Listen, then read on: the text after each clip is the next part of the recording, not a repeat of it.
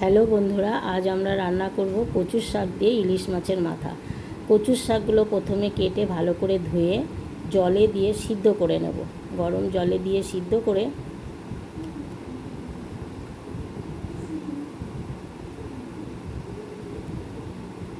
এবার শাক সিদ্ধ হয়ে গেলে চুবড়িতে জল ঝরানোর জন্য ঢেলে দেব।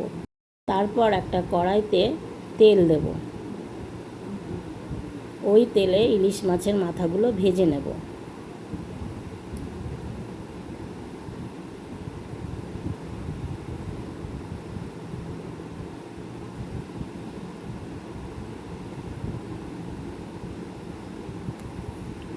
এবার মাথাগুলো ভাজা হয়ে গেলে আরেকটু তেল দিয়ে ওতে জিরে, তেজপাতা, শুকনো লঙ্কা ফোড়ন দেব।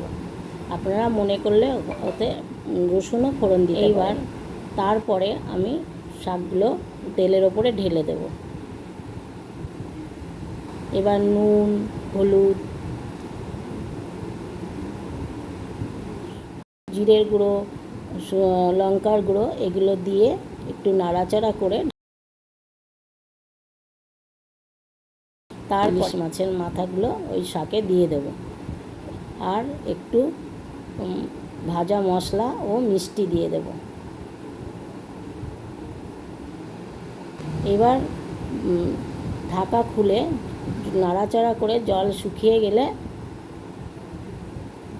শাকটা নামিয়ে দেব। এইভাবে আমার রান্নাটা শেষ হয়ে গেল। যদি এই রান্নাটা আপনাদের ভালো লাগে, আপনারা একটা লাইক, কমেন্ট ও শেয়ার করবেন।